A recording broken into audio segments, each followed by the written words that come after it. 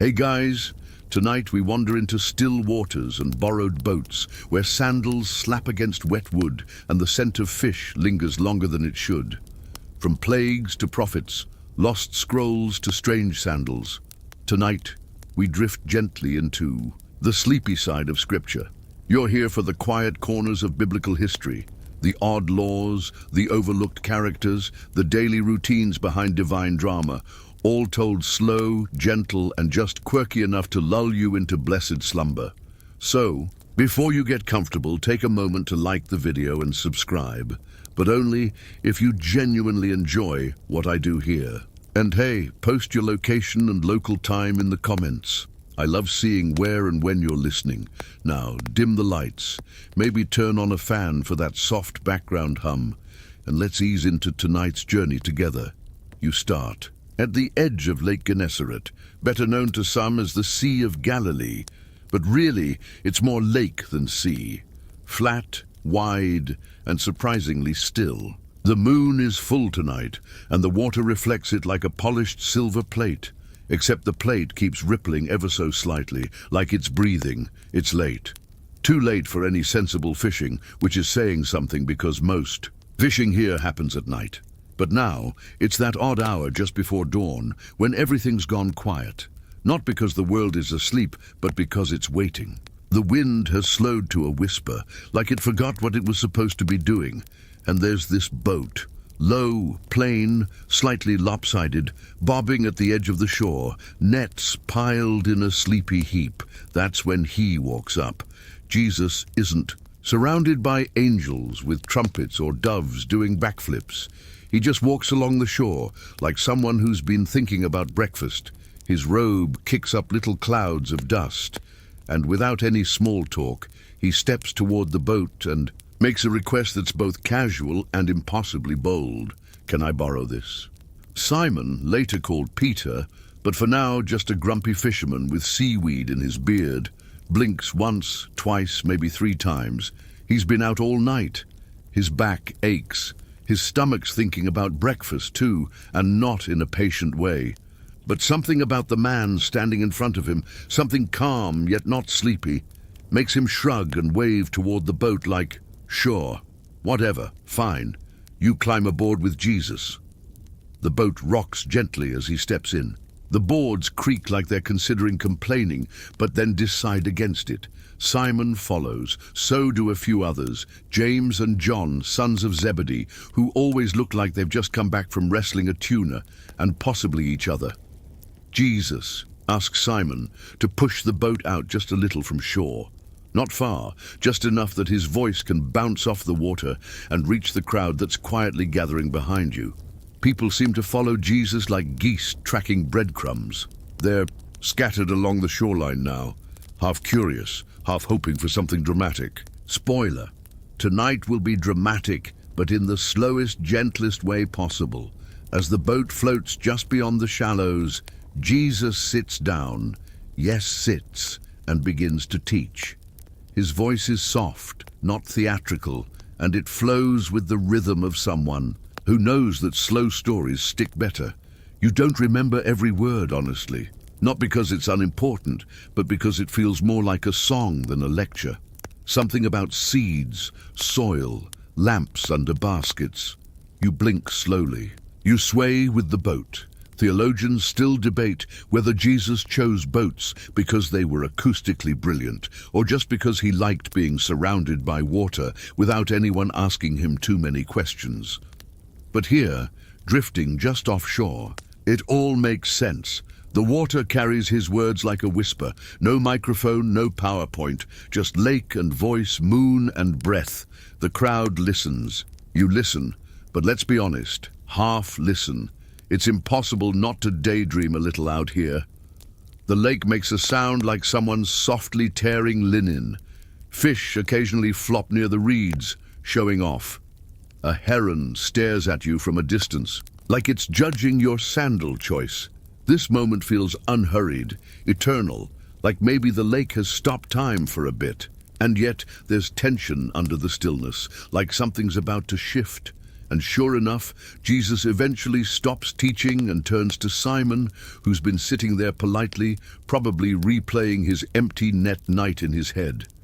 His arms are crossed, his eyes are puffy. You can tell he's at that special kind of exhaustion where you question every life decision, including the ones that led you to own this boat in the first place. Then Jesus drops the next line like a stone into the lake. Put out into the deep water and let down the nets for a catch. You almost hear Simon's internal groan before he opens his mouth. It's the groan of a man who knows there's nothing out there right now. He and his crew didn't just fish all night for fun. They cast, waited, hauled, checked, cursed under their breath, and repeated for hours. The nets came up empty every single time, not a sardine, not a shadow. So you watch as Simon tugs at his beard, raises an eyebrow, and says something that translates roughly to, "We tried, really, there's nothing there. But okay, sure, let's go." This, by the way, is a spiritual milestone, the fine whatever stage of obedience. It's where sleepy miracles start. As they start rowing, farther out you notice the boat moves slower now. Heavier maybe? Or maybe it's just you getting drowsier. The water deepens beneath you, shifting from silver to ink. Stars shimmer in the distance, and the horizon begins to bleed pale pink, like someone accidentally spilled sunrise on the edge of the sky, and then silence. Everyone moves in rhythm, half remembering how it's supposed to go. Nets unrolled, hands gripped, weight shifted. You help too, sort of, mostly by watching. You're good at that. They cast the net. It slaps the water with a sound that echoes longer than it should. Then, nothing. Just drifting. Quiet again. This is the moment you think, maybe Jesus just wanted to prove a point about patience or humility, or something poetic. Maybe the moral is, it's okay not to catch anything, just enjoy the lake. But then the net tugs. Hard. Simon jerks back like he's been pinched. The net jerks again. More this time. It pulls the boat slightly. James scrambles to one side, and John nearly falls in trying to grab the edge. And just like that, fish. So many fish. An absurd, absolutely comical number of fish. Theologians still debate whether this was a miracle of multiplication or just perfect divine timing, but the fact is, the net is too full. It starts to tear.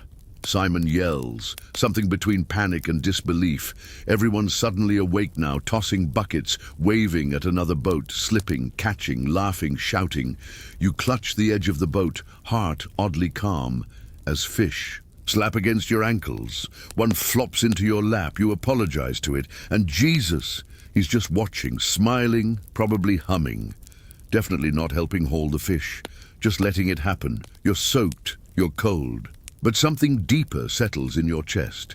This weird, quiet knowledge that you're part of a story that doesn't end at the shoreline, and in the distance, the other boat begins to arrive.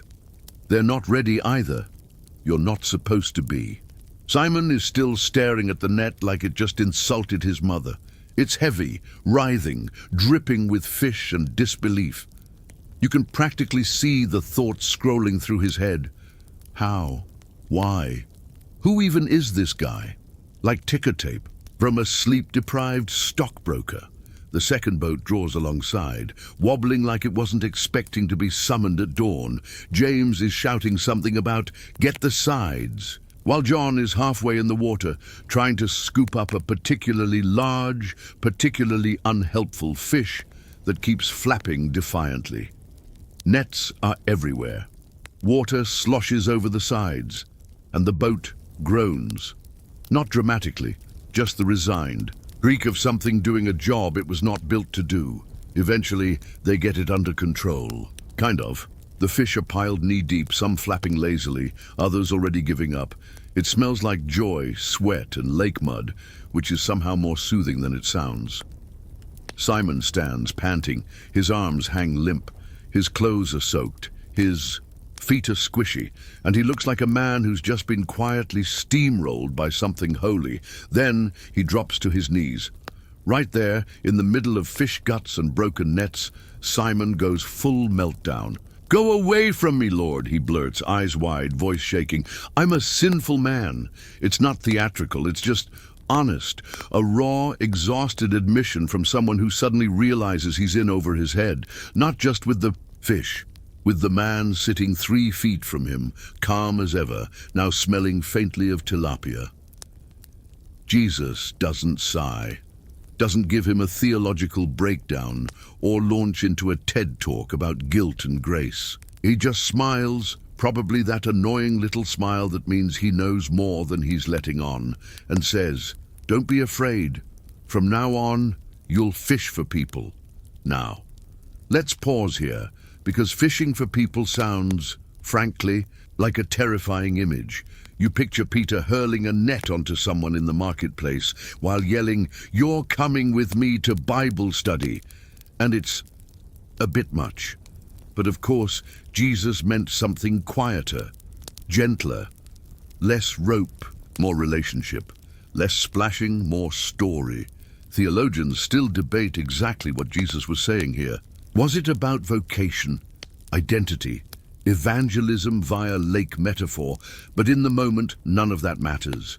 What matters is Simon Peter, drenched, overwhelmed, maybe low-key having an existential crisis, suddenly sees himself not as a failure, but as someone wanted, not for his skills, not for his fish, just for him. The boat drifts a little in the silence. A fish sneezes or hiccups. Hard to tell. James and John are whispering to each other now. You catch bits of it. "Did you see how deep the net went? I thought the boat was gonna tip. Why did that one fish look like it had eyebrows?" Eventually the boats make their way back to shore, heavier than they've ever been. And yet everything feels lighter. Here's where things get really strange. The second they land, Simon, James, and John don't celebrate. They don't take selfies with the haul or start planning a weekend fish fry. No, they leave it. All of it. The nets, the boats, the fish. They step out onto the shore, still, dripping, and follow Jesus as casually as if he'd just asked them to grab lunch. It's not loud, it's not dramatic. It's the world's quietest career change. Their friends on the shore blink. "Wait, you're just going with him. What about the fish?" But they don't answer. Their feet squish with every step. Their eyes are still wide, like they've seen something that rearranged the inside of their skulls. And you follow too. Maybe you don't leave behind a boat. Maybe you don't have a net. But something inside you shifts. You realize that apparently the kingdom of God is less about lightning bolts and more about quiet boat rides, long nights of nothing, and someone showing up just when you're about to call it quits. The shoreline fades behind you. The sun creeps over the hills in slow golden streaks, like honey on flatbread. The breeze returns, tentative at first, then steady, brushing against your skin like a soft reminder. This is real. You're here, and you're not alone. You glance at Simon again, Peter now, though he doesn't know it yet. His face is calm, resolved. A man who's done being tired of things and is ready to be tired for something. The fish, they'll get sorted. Someone will figure it out. Probably Zebedee. He seems like the responsible type. But this slow, quiet calling where a miracle doesn't shout but whispers. This is what stays with you. As the group walks inland, past dew-soaked grasses and the occasional very judgmental sheep, you begin to realize just how much time Jesus spends doing things gently. No parades, no skywriting, just a nod, a word, a nudge toward deeper water. And you wonder as your feet crunch the dirt path, if maybe following him is less about knowing everything and more about not resisting when he sits in your boat. The road ahead is long, but right now, you're walking into the morning and the air smells like figs and firewood. And even though your clothes are damp and your sandals are doing that squelch, squelch thing, for the first time in a long while, you don't feel tired. You feel called. Quietly, sleepily, deeply called, and you follow. You've been walking with Jesus for a while now, maybe an hour, maybe 5. Time seems to slide a little sideways when you're trailing behind a man who multiplies fish and speaks in parables about mustard seeds. The Galilean hills roll out. Before you, green and gold under the climbing sun, the Sea of Galilee glimmering behind you like a half-remembered dream. Your feet hurt. Not in a dramatic, call the healer kind of way. Just that soft, persistent ache that comes from walking. On uneven paths, in what are essentially glorified leather socks. Peter isn't complaining, though. He walks like a man with something to prove. Or maybe like someone who just let go of the only thing he ever knew and doesn't quite trust himself not to turn around. Every now and then, Jesus glances over his shoulder and smiles. Not the kind of smile that demands anything. Just the kind that says, "Yep, I see you back there. Keep up, you pass a fig tree." You'd think that wouldn't be particularly exciting, but fig trees are kind of like the vending machines of the ancient Near East.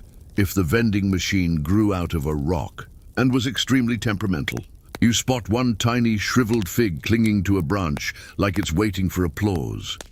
Jesus doesn't say anything yet. Later, he'll curse a fig tree for being unproductive, but that's a sleepy tangent for another night. Eventually, you reach a little rise overlooking a cluster of homes. It's not a city, more like a handful of stubborn stone huts that decided to huddle together for warmth. Someone's cooking something that smells aggressively like lentils and hope. A rooster crows, late and confused. You're pretty sure it just woke itself up. Jesus stops, sits on a large rock. The disciples gather around, and he starts teaching, not with loud declarations, but with stories, gentle ones, about seeds and soil, lamps and bushels, lost coins and shepherds who chase runaway sheep like they've never heard of cost-benefit analysis. You sit too, letting the sun soak into your shoulders, listening to stories that are so simple they sound like children's riddles, and yet somehow they dig in, settle somewhere below the surface, like they were planted inside you without asking. At one point, Jesus tells a story about a fisherman again. This time, it's about sorting good fish from bad ones, keeping the meaty ones, tossing the suspicious ones back. You glance at Peter. He chuckles. It's not exactly a laugh, more like a wheeze of recognition from someone who has absolutely smelled both kinds. You remember something odd then, how, in the boat, Jesus had looked perfectly at home, like he wasn't just borrowing it, like he'd been sailing Galilee before boats were even a thing. You wonder if fish recognize him. If maybe that morning they weren't just caught, they were volunteering. Theologians still debate whether this moment on the hillside, this casual teaching session, was meant to be a formal sermon or just an impromptu chat. Some argue it's the beginning of a structured ministry. Others say it's more like a family picnic where theology just happened to break out between bites of dried figs. Either way, there's something healing about it. About being still for once. About hearing that the kingdom of heaven isn't built with bricks or chariots, but with stories about farmers and feasts and sleepy fishermen who don't always know what they're doing. Jesus wraps up a parable about a hidden treasure, buried in a field. Someone finds it, sells everything they have, and buys the field without hesitation. You glance at Peter again.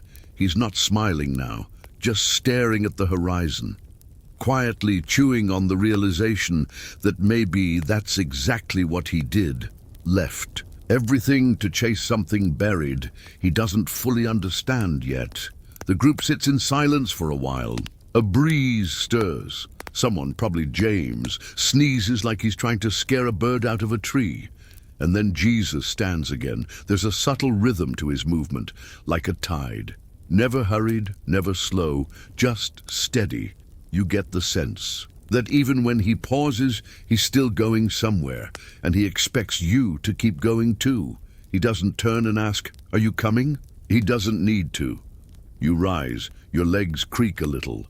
Someone offers a scrap of bread. You take it even though it's the consistency of roof tile. Somehow, it tastes exactly right. As you walk again, the sun dips slightly behind a cloud. You pass a shepherd dozing in the shade, while his sheep wander perilously close to what you're pretty sure is a steep hill. He doesn't stir. You envy him a little. That kind of trust. But then you remember, you're following someone who made fish leap into a net without bait, who turned exhaustion into purpose with nothing but a smile and a cryptic job offer. And suddenly this path doesn't feel so heavy. Ahead, Jesus starts humming. You don't recognize the tune. It might not even be a tune. But it's low and soft and pulls you forward like gravity. And for the first time, you start to suspect that following him won't always look like leaving something behind. Sometimes it'll look like noticing what you've had all along. Your worn-out sandals, your curious heart, your stubborn hope, and letting him turn it into something only he could have imagined. The road curves. Somewhere a goat bleats indignantly, and you keep walking. You don't notice how far you've walked until the lake disappears behind a curve in the land, swallowed by soft hills and whispering olive trees. The smell of salt and fish is gone now, replaced by the dry sweetness of sun-warmed thyme and the occasional gust of donkey. Jesus is still ahead, not far, but just enough to remind you that you're following. He's talking quietly with someone, maybe Andrew, maybe one of those quiet disciples you haven't learned the name of yet. You can't hear what they're saying, but it sounds more like music than instructions. Something light, unbothered, like laughter dressed in sandals. Peter, though, walks beside you now, still squelchy. You can hear his steps, squelch, squelch, as rhythmic as a lazy drumbeat. He doesn't say much, just glances sideways now and then, like he's still waiting for someone to jump out from behind a fig tree and say, "Just kidding, you're actually supposed to be in the boat." But no one does. You pass a woman pulling water from a well. She looks up briefly, eyes shaded beneath her veil. Then she goes back to her task, but slower, like she's not quite sure whether she just saw something important. The path widens slightly, curving through a patch of barley. The stalks sway like gossiping neighbors. One brushes your leg, and you swear it feels like it's asking for a story. Jesus finally stops. There's a rock, there's always a rock, and he sits on it like it belongs to him, which in a cosmic way it probably does, and then casually he pulls a small basket from beneath his tunic. Inside, bread. Flat, round, unimpressive. You've seen better bread in the back of your uncle's cart after 3 days in the sun. But Jesus tears it, hands you a piece, and it's the best thing you've eaten since ever. There's no miracle in the air, no thunderclap, just the smell of flour, fingers passing crumbs, and a warmth in your chest you didn't realize you needed. Peter chews quietly beside you. Then he leans closer and mutters, "So you think he's serious about the fishing people thing?" You shrug. "I think he's serious about us." Peter squints toward the horizon. "That's what scares me, and it's true. There's something unnerving about being seen, not as who you pretend to be, capable, clever, spiritually organized, but as who you actually are, tired, half-sure, hungry in ways you can't name. Still, it's a comforting kind of scary. Like being called out in a crowd and realizing you're not in trouble, you're just expected to show up as yourself. A lizard darts across the path, startles someone. You can't tell who. Jesus chuckles, then starts telling another story. This one's about a man who builds his house on sand, and another who builds on rock. You lean in, expecting some moral about hard work or proper foundation permits, but Jesus does that thing again. Takes the story somewhere sideways, just enough to keep you awake. Theologians still debate whether this was a commentary on religious structures or personal obedience or the fragility of beachfront real estate. But Jesus seems mostly interested in whether you're listening, and you are. More than you've listened to anything in a long time, because somehow he makes you want to be both the builder And the house, solid, anchored, and part of something bigger than driftwood and sea foam. Later, someone mentions fishing again. You think it might be Thomas. He says it casually. So, what exactly are the qualifications for fishing people? And James responds, probably the same as catching actual fish: exhaustion, luck, and a complete lack of planning. Everyone laughs, even Jesus. And it's a real laugh. Not holy and distant, but rich and wrinkled, like it belongs to someone who's tripped over their own robe a few times. You realize something then. This isn't going to be a journey of constant miracles and life-changing parables. A lot of it will be this: walking, listening, eating squishy bread, and laughing with people who still smell vaguely like lake water. And that's okay, because in between the big moments, the boatloads of fish, the cryptic job offers, the fig, tree side eyes, are these quiet stretches of nothing, but it's a holy kind of nothing, the kind that fills you up slowly, like rain soaking into thirsty ground, like a story that doesn't make sense until you hear it 3 more times and dream about it later. Eventually Jesus stands again. You groan a little, stretch your back and follow. There's no grand speech, no "let's go team," just movement. You pass a child on the path, chasing a chicken with the reckless energy of someone who has never been responsible for a budget. She waves at Jesus. He waves back. The chicken does not. Peter nudges you.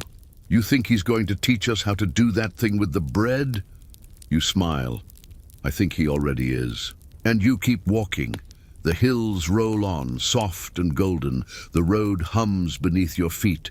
And somewhere in the distance, the wind carries a scent that might be fish, or maybe just the memory of morning. Either way, you breathe deep. Because whatever's coming next, you know it'll be slow, strange, and full of stories that gently unstick the tired parts of your soul. You're still tired, but it's the good kind now. The kind that tells you you're moving in the right direction. The road bends again, and the Sea of Galilee reappears, spilled out like liquid silver in the afternoon light, calm as a sleeping cat. You didn't expect to see it again so soon, but there it is, glinting in the distance, as if it's been quietly waiting for you to come back and say, "So, fishing for people, huh?" Jesus doesn't say anything about the water, doesn't point, doesn't nod, just keeps walking, as if he already knows that every one of you will eventually end up there again, that the lake is a character in your story. Now, just as important as any prophet or parable, the group spreads out a little. Everyone walks at their own pace. Philip's kicking at a rock like it insulted him. Bartholomew is humming something ancient and off-key. Someone, probably Matthew, is muttering about sandals being the worst investment he's ever made. Peter walks behind Jesus now, still barefoot, still squishy, but quieter, like he's listening for something. You drop back a bit too, letting the sea come into full view. The waves barely ripple. It's like the whole lake is holding its breath. You wonder what it was like yesterday when Jesus stood in Peter's boat and casually borrowed it like a teaching platform. What it felt like to sit there, stunned, while he told stories to a crowd so large that even the seagulls looked overwhelmed.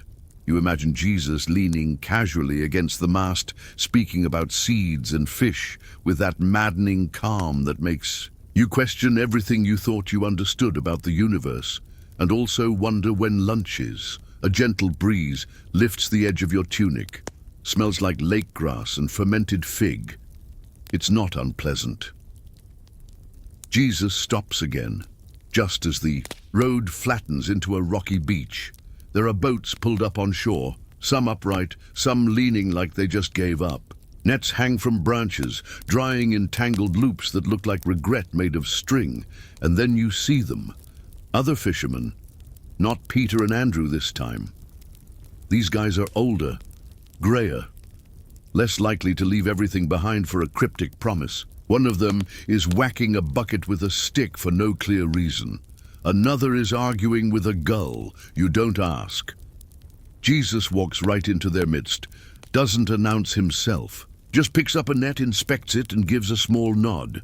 You half expect him to start mending it, or maybe turn it into a loaf of bread. But instead he says, "You know, this net's been patched so many times, it's more knot than thread." The old men laugh. One says, "Still catches more than Joel's net." Joel, apparently, is the one currently losing an argument with the gull. You sit nearby, grateful for the shade of a crooked fig tree. The fruit above you is still unripe, green and stubborn. It makes you think of Peter again. Jesus joins you under. The tree plops down without ceremony and begins sketching lines in the dirt with a stick. It's not clear what he's drawing. Could be a fish, could be a map, could be nothing. Peter sits beside him. They don't talk at first. Just stare out at the water together, like they're waiting for it to remember them. Then Jesus says softly, "It's not about the catch, you know." Peter doesn't respond. Jesus continues, "It's about noticing when something impossible starts to feel ordinary." Peter finally speaks. "Like boats sinking from too many fish?" Jesus smiles. "Exactly like that." There's a long pause. A seagull lands nearby and immediately regrets it. Everyone ignores it. Theologians still debate, you murmur. Out loud, mostly to yourself, whether that catch was meant as proof or as a final gift before Peter let go of fishing for good. Peter hears you, glances over his shoulder. "Why not both?" Jesus chuckles again, not at the answer but at the fact that it came from Peter. Then he says, "You'll fish again, Peter, not today, not for fish, but you'll fish again." Peter looks confused, but you start to understand. This isn't just about fish, or even people. It's about what happens when someone sees you not for who you've been, but for who you might be. Given a little time, a few miracles, and a handful of awkward moments in borrowed boats, the sun shifts slightly. Shadows lengthen. You notice one of the older fishermen holding up a strange little object, a clay weight shaped like a fish. He explains to one of the others, loudly, that it's from Phoenicia. "Supposed to keep the net steady," he says, "but mostly it just looks like it's judging me." You wonder how many cultures have left their fingerprints on this lake. Egyptian, Assyrian, Persian, Roman. Each one probably tried to conquer it in their own way. And yet, the water's still here, still fishing, still listening. Jesus stands again. This time with a small sigh, like someone preparing for a long walk with sand in their shoes. He looks toward the hills, not behind you, but further on. You realize then the slowest fishing lesson in the world wasn't about fishing at all. It was about walking, waiting, watching what happens when someone gives up what they're good, and to become something they've never been before. A different kind of net, a different kind of catch, and the patience to let it all unfold at the speed of sandals. Peter brushes the sand from his legs. "Where to now?" Jesus doesn't say. He just starts walking, so you follow, because at this point you're pretty sure the lesson isn't over. The sun leans low across the Sea of Galilee now, casting long strips of amber light that flicker across the waves like someone forgot to turn off the heaven's softest lamp. You trail behind Jesus and the others, your feet slightly sore, your tunic catching the breeze like a sail that's never seen water. Peter walks beside you again, this time without complaint. It's like something settled in him under that fig tree, some itch that finally stopped itching. He still smells like and mild anxiety, but he's quieter now, more sponge than sponge thrower. Jesus doesn't speak, not in words anyway. He's moving at that gentle pace again, the kind that turns a walk into a whisper. You could be on your way to a town or a meal, or the kind of holy mishap that involves mud, blindness, and a very confused bystander. But for now, it's just steps and sandals, thoughts and thistles. A boy passes you on the road. He's holding 5 small loaves and 2 fish, wrapped in a cloth like they're museum pieces. He doesn't offer them. Just eyes you all with mild suspicion, like he's seen what hungry men can do, and he's not interested in sharing. Someone, probably James, mutters, You think he's going to do the food thing again?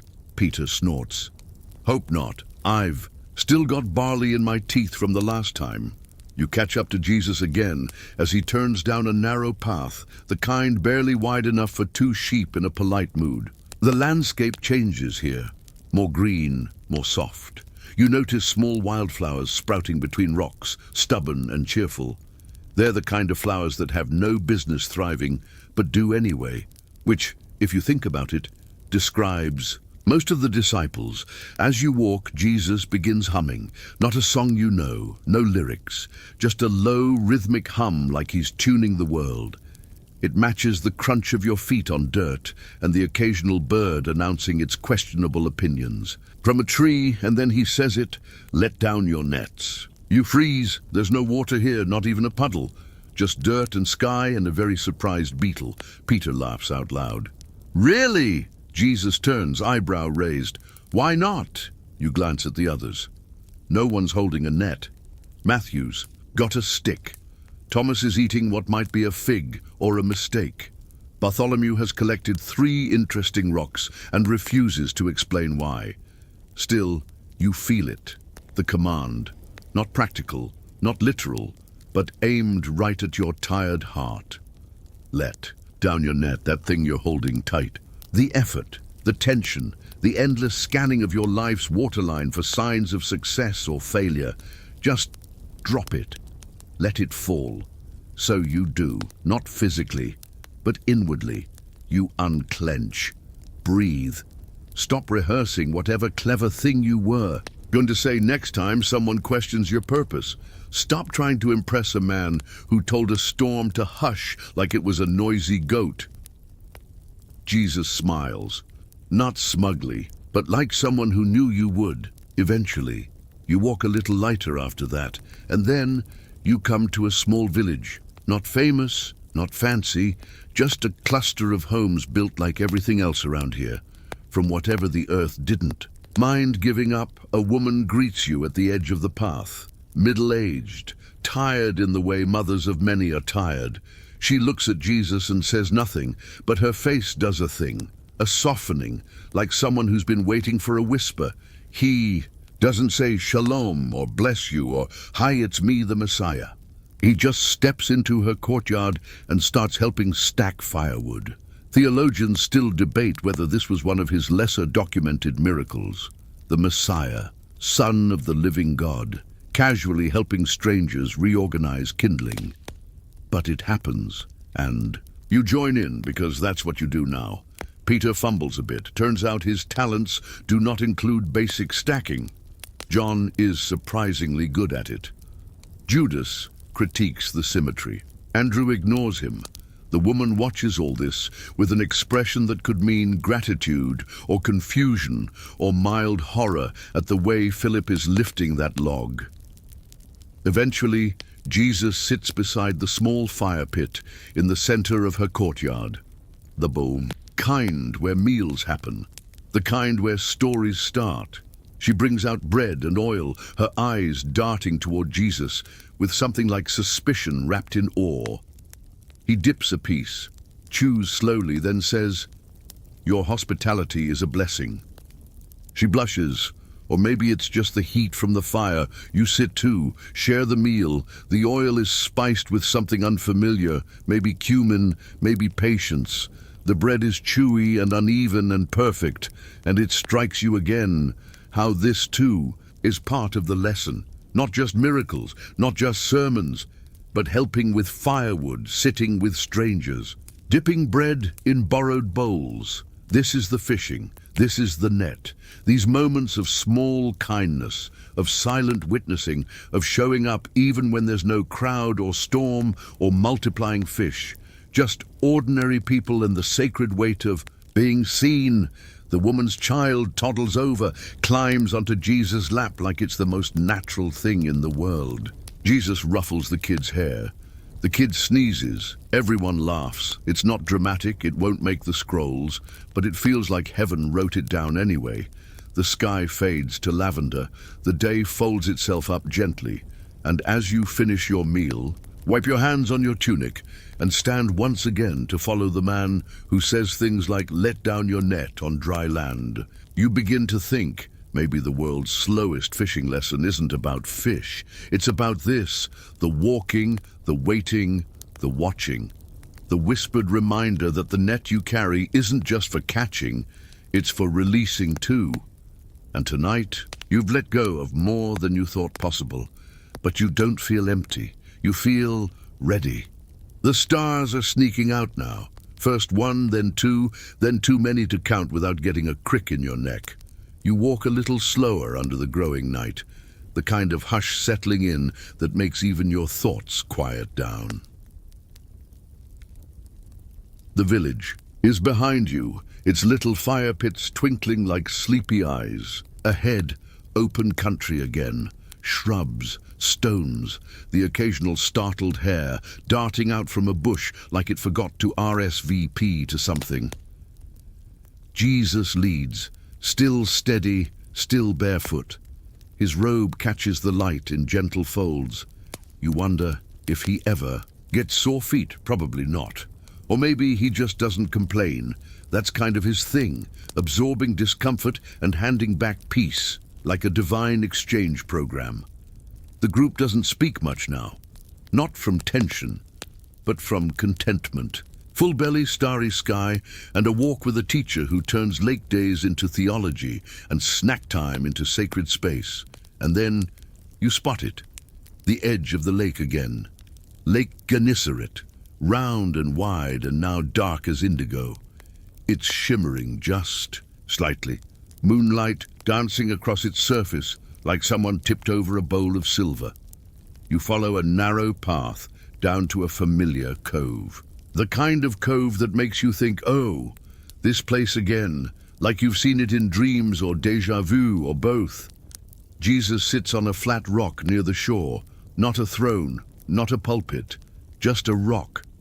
He picks up a small stone and skips it across. The surface 1, 2, 3 bounces. Then plunk, Peter tries 2.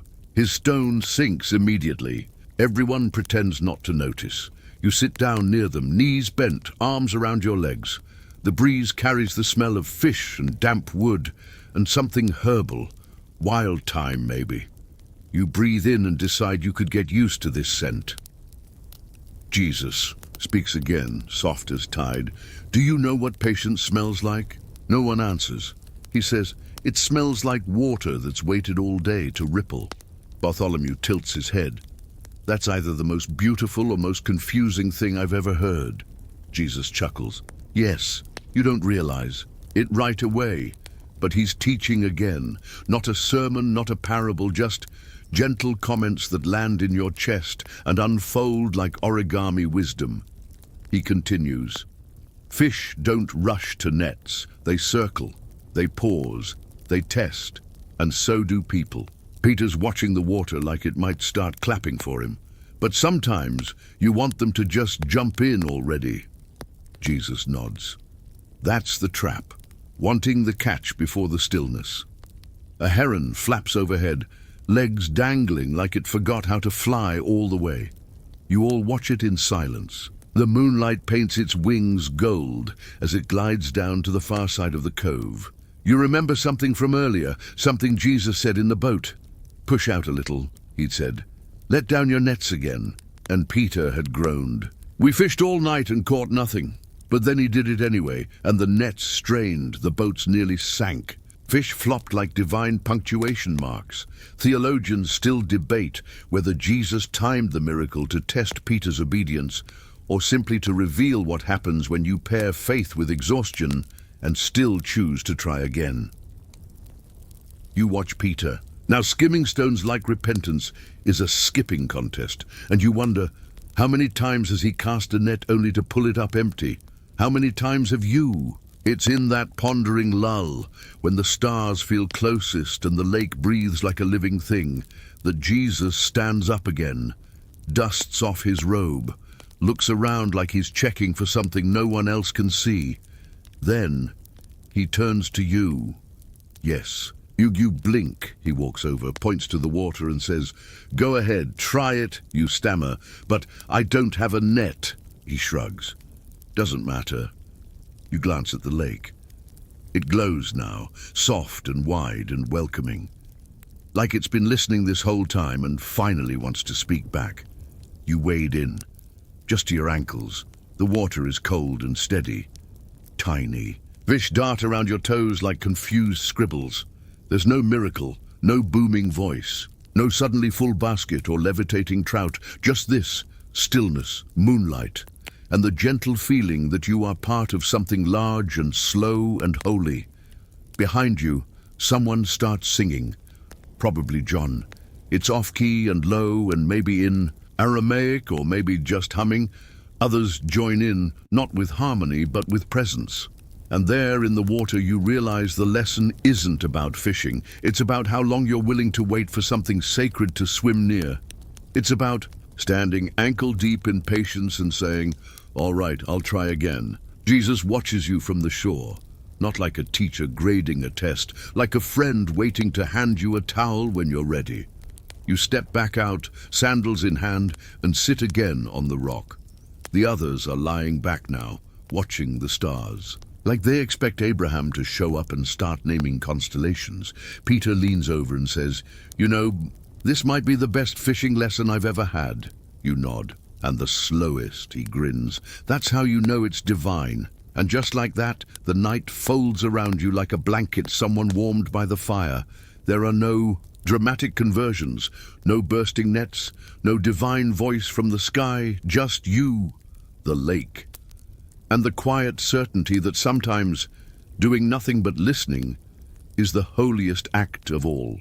You wake before you know you were asleep, just a little doze, really, that half-dreamy state where your body is still on the rock by the lake, but your thoughts were somewhere else entirely, probably in a goat cart full of barley or a tent made of questionable leather. Around you, the others are also blinking back into consciousness. John has sand stuck to the side of his face. Thomas is snoring softly, using a bundled-up cloak as a pillow. Even Peter, notoriously restless, looks oddly content lying flat with his arms behind his head, staring at nothing in particular. Jesus is still sitting by the water. You wonder if he ever sleeps, or if he just watches stars until they blink out. Again, he doesn't look tired. He looks patient. Not the twitchy kind of patience either, the deep kind. The kind that waits 3 days in a tomb or 40 nights in the wilderness. The kind that lets storms do their worst and still says, "Peace, be still," like he's telling a toddler to shh during nap time. You rub your eyes. They're sandy. Your shoulders feel a little stiff from leaning against a rock that did not ask to be a pillow. Your mouth is dry in that dusty, middle-of-nowhere kind of way, and then Jesus stands and starts walking. No words, no announcement, just movement. The rest of the group groans softly and gets up to follow, like kids dragging themselves out of bed at dawn for something that probably involves sheep and not enough breakfast. As you walk again, feet brushing against tufts of sleeping grass, you notice how silent the world is. Not just quiet, silent in the sacred sense, like the trees know something, like the earth's holding its breath. Eventually, you reach a small rise overlooking the lake. From up here, the water stretches out like glass, the hills on the other. Side hazy in the distance, Jesus stops, turns, smiles like he's about to say something funny and important, and then he does. "Do you know what the kingdom of God is like?" he asks, like he's starting a bedtime story and not a revolution. Everyone leans in, not dramatically, just instinctively. He goes on, "It's like a net thrown into the sea." You glance sideways at Peter, who raises his eyebrows as if to say, "Here we go again." Jesus continues, voice soft, hands miming the shape of something vast. "The net catches all kinds of fish. Big ones, small ones, ones that shouldn't even be there. Some stay, some slip through." You nod slowly. You've seen that net. You've been in that net. You've tried to patch it, throw it, drag it, avoid it, and sometimes hide in it. The fishermen, Jesus says, they don't always know what they're pulling up, not right away. And then he's quiet, a long pause. Just wind and lake, and the distant, suspicious honk of a goose that clearly missed the memo about this being. A spiritual moment. Someone, probably James the Less, asks, "So, we're the fish?" Jesus shrugs. "Maybe," Bartholomew asks. "Or the net?" Another shrug. "Maybe." Matthew, ever the accountant, says, "So the kingdom is inefficient fishing?" Jesus laughs. "Depends what you're trying to catch." Theologians still debate whether this parable was about judgment, inclusivity, or simply the messy beauty of casting wide and loving without labels. You suspect it might be all three or none. Sometimes Jesus just likes to plant a thought and let it grow sideways. You sit down again on the slope. The grass here is soft. A breeze runs through it like a hand through hair. The others settle in too. No one's really asking questions anymore. They're just listening, breathing, existing, and then Jesus says something even stranger. "You know," he begins, "the fish don't know they're in water." You blink. "What?" "They swim their whole lives in it," he says, "but they don't name it, don't explain it, it just is." John nods like this is profound. Judas frowns like this is unprofitable. Jesus continues, "You're swimming in something too, right now, something holy." You pause. You feel the breeze on your face, the quiet sounds of others shifting in the grass, the steady heartbeat of creation doing its invisible thing. He smiles. "You don't have to name it, just be in it." That sticks. Not like a sharp stick, more like a seed kind of stick, a slow germination that will probably bloom when you're washing your tunic or eating olives with too much salt. You lie back in the grass. The sky above is enormous and old. It's that deep kind of dark now, the ink black that makes stars look like holes poked through fabric. Someone starts to hum again. This time it's a different tune, lower, slower. Maybe something remembered from a synagogue or a lullaby. It spreads gently, and soon a few others join in, like sheep joining a slow stampede towards silence. Jesus doesn't speak again. Not tonight. Instead, he just sits in the grass, hands on his knees, eyes on the stars, like he's listening to a conversation none of you can hear. And maybe that's the point. Not every lesson needs a conclusion. Not every net needs to be pulled in. Some nights are just for being near the lake, watching the heavens, and realizing that the slowness is the teaching. You close your eyes again, you don't plan to sleep, but that's exactly what happens. The first light is shy, slipping like a secret through the olive branches. You open your eyes slowly, still tangled in the soft grass by the lake's edge. The others are waking too, some stretching like cats, some still rubbing sleep from their eyes with stubborn fingers. The air is crisp, carrying the scent of wet earth and the faintest hint of baked bread from a nearby village stirring to life. Jesus is already on his feet, brushing the dust from his robes as if he's just stepped out of a dream, except you know better. He's always moving between worlds, walking the thin line between the ordinary and the divine with barefoot grace. "Time to fish again," he says softly, but there's no hurry in his voice. It's more an invitation than a command. You follow the group down to the shore where boats rest like sleepy beasts, bobbing gently in the calm water. The wooden hulls creak and groan as if waking from a long nap. The nets, still damp from last night's miraculous catch, lie coiled, like sleeping snakes waiting for their next dance. Peter looks tired but determined, rolling up his sleeves. "If last night was a fluke, today's the real test," he mutters, eyes scanning the horizon. Jesus smiles, but it's a knowing smile, the kind that suggests he already holds the secret, even if the rest of you don't. You step into a boat. With him, the wood cold and rough under your feet. The water laps gently against the side, whispering promises you're not sure you believe yet. As Jesus picks up a net, you notice the way his hands move, deliberate but relaxed, like a musician, tuning a familiar instrument. He begins to teach again, but this time it's practical. Casting a net isn't just about strength, he says, eyes on the rippling water. It's about timing, angle, and knowing the habits of your catch. You listen, fascinated, as he explains how fish in Lake Gennesaret prefer the shallow waters at dawn, hiding among reeds and rocks. You imagine tiny fish darting like silver flashes beneath the surface, their world mysterious and inaccessible, except to those who know how to read the water. Then comes the quirky detail, a fishing law from ancient Israel that forbids taking. A net that's torn. Apparently it's considered disrespectful to the fish and bad luck for the fisherman. You chuckle softly, imagining a fisherman nervously patching his nets with tender care, hoping to avoid a curse from underwater creatures you can't even see. Jesus laughs too. Theologians still debate whether that law was about respect for life or just good old-fashioned fishing wisdom. You cast your own imaginary net, feeling the weight and imagining the arc through the air. The rhythm is slow, meditative, almost hypnotic. You feel like you're learning a language older than words, spoken in splashes and silences.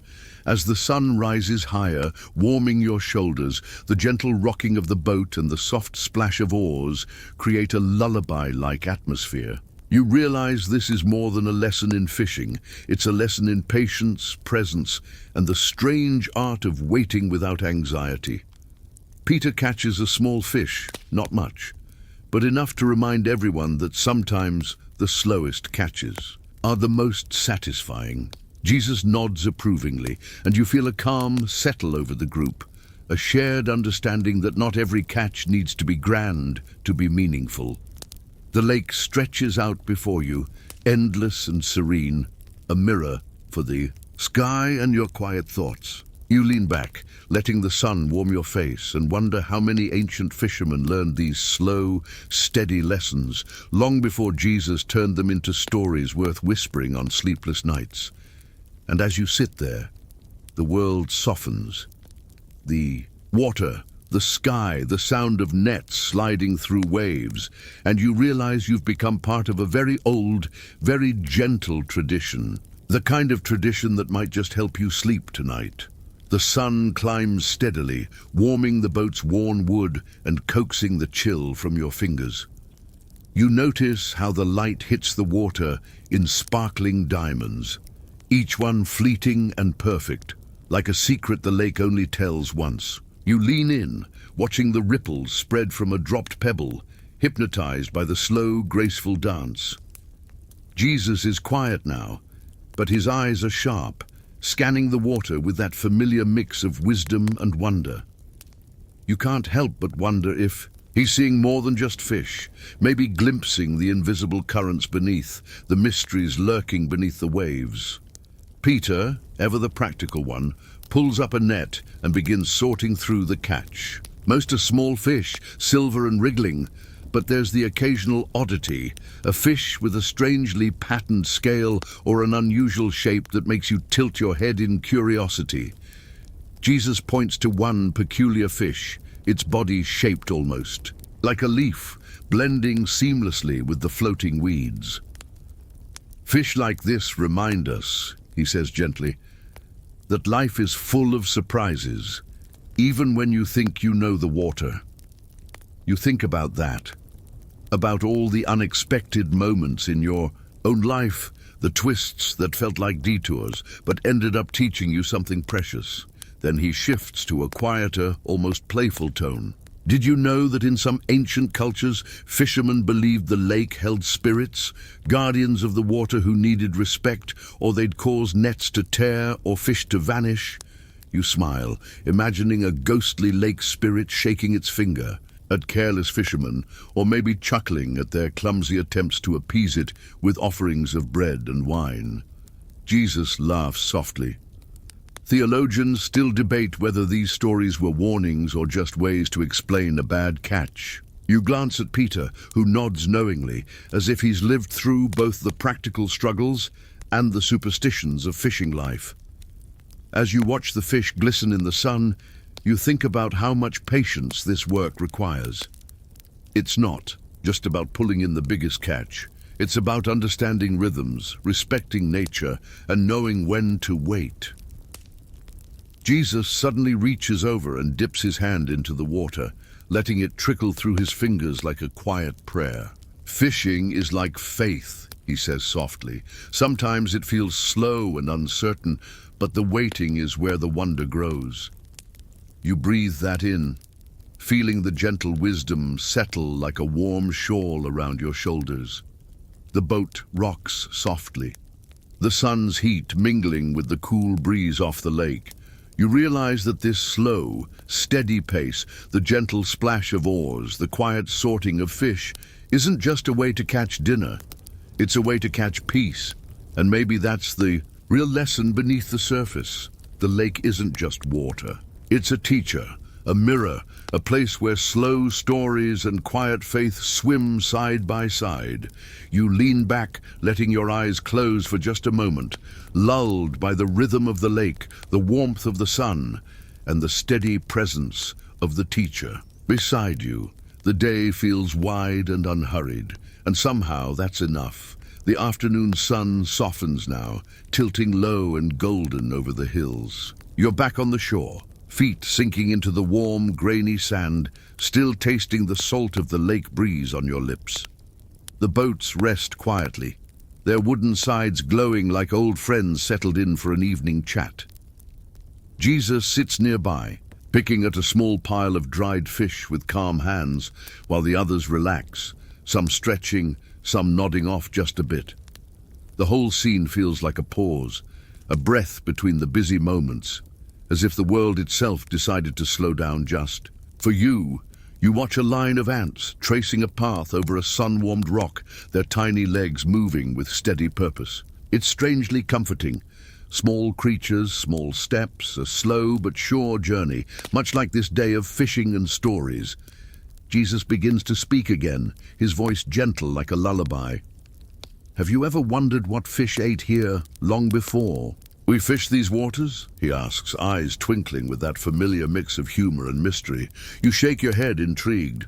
Locusts, frogs, and even algae, he explains. Simple food, but enough to keep the lake alive and thriving, kind of like how simple moments feed the soul. You can't help but smile at that, thinking about how often you rush past the simple in favor of the spectacular. Jesus is teaching you to savor the small stuff, the crunch of dry fish bones, the hum of insects, the quiet stories beneath the surface. Then comes the quirky bit. Ancient fishermen around here believed that if you whispered your worries to the fish before you caught them, some of that worry would get carried away in the water, leaving you lighter. You chuckle softly, picturing the disciples mumbling secret worries to slippery, unsuspecting fish. Jesus laughs with you, and then adds, theologians still debate whether that was faith or just a clever way to calm nerves before a long day. You lean back, watching clouds drift lazily across the sky. The gentle sound of water lapping the shore mixes with distant laughter and the soft clink of fishing gear. You think about the patience it takes to fish, to wait, to trust that the catch will come. And somehow, that patience feels like a blessing, a slow rhythm to match the beating of your heart. The day drifts onward, easy and unhurried, as if the whole world is inviting you to join in its quiet pace. And for the first time in a while, you realize that maybe, just maybe, this slow lesson on the lake is exactly what you needed. The sun has dipped lower now, casting long, lazy shadows across the lake's shimmering surface. You sit by the shore, the cool evening breeze teasing the hair at your forehead, carrying the faint scent of thyme and wildflowers from the hills. Behind you, the water murmurs softly, like a gentle conversation between old friends. Somewhere nearby, a fisherman hums a tune you don't recognize, but find oddly soothing. Jesus is beside you, leaning back on his hands, eyes reflecting the sky's soft pink hues. There's a quiet peace in his presence, the kind that wraps around you like a well-worn blanket after a long day. You find yourself wanting to linger here forever, caught in this moment between earth and sky, story and silence. He turns toward you and begins to share another piece of this slow, sacred puzzle. "You know," he says thoughtfully, "in these." Apart's fishermen sometimes wore sandals made from palm leaves, woven tightly to keep their feet cool and flexible on the hot rocks. He pauses, then adds with a smirk, though not all of them had the patience to weave them well. Some ended up with holes in unexpected places. You chuckle softly, imagining Peter grumbling about his sandals falling apart mid-fish chase. Jesus' eyes twinkle. Theologians still debate whether those sandals were just practical gear or if they carried a deeper symbolism, walking lightly on the earth, connected to both land and water. You think about the strange balance of this place. Fishermen, wading between water and shore, sandals touching the earth while nets touch the sea. It feels like a metaphor for something bigger, something you almost understand but can't quite put into words. As twilight deepens, Jesus leans forward, tracing a line in the sand with a stick. "Fishing isn't just about catching food," he says softly. "It's about learning where to wait and when to act, about reading the signs in the wind and water. Sometimes the best catch comes when you stop struggling and simply trust the rhythm." You nod, feeling the weight of that wisdom settle deep inside. It's a lesson that extends beyond fishing, into life, faith, and the quiet moments in between. The sky darkens, stars beginning to twinkle faintly overhead, like distant campfires. The lake reflects their shimmer, a glittering mosaic that makes you wonder if the fish below ever notice the cosmos watching from above. You stretch out on the warm sand, letting the gentle hum of evening sounds wash over you. Somewhere in the distance, a nightbird calls, a soft, lonely melody that somehow feels like a lullaby. As your eyes grow heavy, you realize the lake has taught you more than how to fish. It's taught you to slow down, to listen, to be present, and maybe, just maybe, that's the kind of catch worth more than any net full of fish. The night wraps itself gently around the lake, a soft velvet cloak sprinkled with stars. You lie back, on the cool sand, feeling the earth's steady pulse beneath you. The air is cooler now, scented faintly with damp leaves and distant wood smoke, carrying whispers of stories long told beneath these same skies.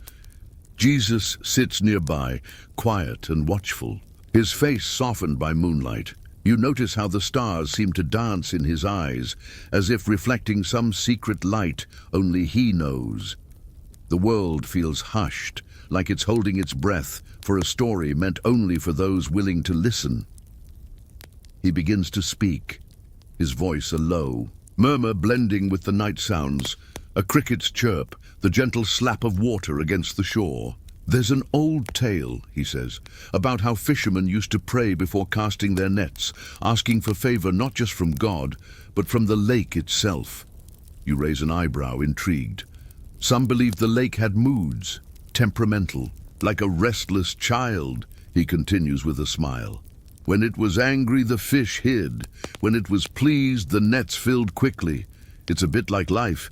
Sometimes the waters are calm, sometimes rough, but always changing." You think about how often you felt that moodiness in your own days, and the strange comfort of knowing you're not alone in that. Jesus chuckles softly, then offers a curious detail. Ancient fishermen sometimes marked the phases of the moon on their calendars, believing it influenced fish behavior. Full moons meant feasting, new moons fasting. You imagine Peter squinting at a rough parchment calendar, trying to remember which moon phase was which, muttering under his breath about celestial fish moods. Theologians still debate whether these lunar links were folk wisdom or spiritual insight, Jesus says with a wink. The night air grows cooler, the stars brighter, and you feel yourself drifting between wakefulness and sleep. The lake's gentle lullaby wraps around you, soft splashes, rustling reeds, distant animal calls, each sound a thread in this ancient tapestry. Jesus' words linger, reminding you that sometimes faith is about embracing the ebb and flow, the tides, the moods, the mysteries you can't quite control. You let your eyes close slowly, comforted by the rhythm of the night, the presence beside you, and the timeless dance of water and sky.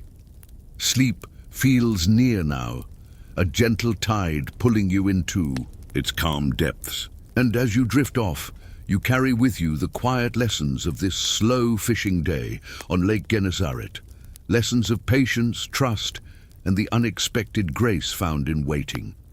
You awaken to the soft silver glow of dawn, filtering through olive branches, the lake's surface a mirror for the pale morning sky. The world feels tender and new, wrapped in that quiet moment before the sun fully rises and the day stretches awake.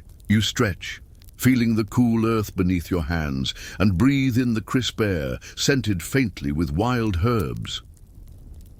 Jesus is already awake, sitting on a smooth stone near the water's edge, lost in thought. His sandals lie beside him, simple, worn, and probably still carrying the faintest hint of the palm leaf weave you heard about earlier. You wonder how many miles those sandals have traveled, carrying him between dusty villages, rocky hills, and calm lakesides. The disciples gather, slowly, rubbing sleep from their eyes, their faces soft and unguarded in the early light. There's a gentle buzz of whispered conversation, plans for the day, reflections on yesterday's catch, and quiet jokes about Peter's missing sandal, which, rumor has it, was last seen floating near the reeds. Jesus breaks the silence with a story about fishing nets, the kind used here on Lake Gennesaret, woven carefully with knots designed to be both strong and gentle. He explains how nets with too tight knots risked tearing fish scales, while loose knots let the catch slip through. Balance is everything, he says quietly, in fishing and in life. You think about the delicate dance of this day, patience and action, effort and rest, the interplay of visible effort and unseen grace. It's a balance you're still learning to find. Then comes an unexpected detail. Fishermen here sometimes carried a small bundle of herbs to toss into the water, believing the scent would calm the fish, making them easier to catch. You smile at the idea of ancient fishermen acting like gardeners of the lake, tending their watery fields with gentle care. Jesus chuckles at your smile and says, "Theologians still debate whether this was early natural science or just another way of respecting the lake's spirit." As the sun begins to climb, casting a golden glow over the gentle waves, you feel a peacefulness settle deep inside. The quiet, slow rhythm of this morning, this lesson, feels like a whispered promise, a reminder that some of life's greatest treasures come not from rushing, but from patience and presence. You lean back, the world soft around you, the day stretching wide and welcoming, and somewhere beneath it all, you carry the stillness of the lake with you, a steady heartbeat in the rush of life. The day now softens into evening once again, a gentle hush settling over the lake as the sun dips low behind the hills, painting the sky with strokes of lavender and rose. You find yourself resting against the worn wood of the boat, feeling its familiar creaks and sighs beneath you, the same sounds you've grown to know so well throughout this slow journey. Around you, the air cools, carrying the faint scent of cedar and evening jasmine, blending with the lake's fresh breath. The water is calm now, a glassy expanse reflecting the first stars blinking awake above. It feels like the perfect moment to pause, to let the lessons of the day settle softly into your bones. Jesus sits quietly beside you, his presence a calm anchor in the gentle stillness. You think back to the morning's slow fishing lesson, to the patient waiting, the delicate balance between effort and rest, and the simple wisdom woven through each moment like threads in a tapestry. You hear the distant call of a night bird, its melody soft and comforting, like a lullaby meant just for you. The gentle lapping of water against the shore provides a steady rhythm, a soothing pulse that invites your mind to drift and your heart to quiet. Remember, Jesus says in a voice barely above a whisper, faith often feels slow and uncertain, much like waiting for the fish to bite. But in that waiting, something beautiful grows, a trust, a peace that anchors the soul. You nod, feeling the truth of those words wrap around you like a soft shawl. The world outside your little boat and the quiet lake fades away, leaving only this moment, a stillness deep and full of gentle grace. As your eyelids grow heavy, you imagine the lake under moonlight, its waters shimmering like liquid silver. The fish glide silently beneath, and the cool night air wraps the land in a tender embrace. You feel carried by this calm, this quiet rhythm, as if the lake itself is singing a slow, ancient song meant to soothe your restless spirit. And so you drift, slowly, peacefully into sleep, wrapped in the gentle lessons of a day spent fishing, not just for fish, but for a deeper kind of calm. Good night.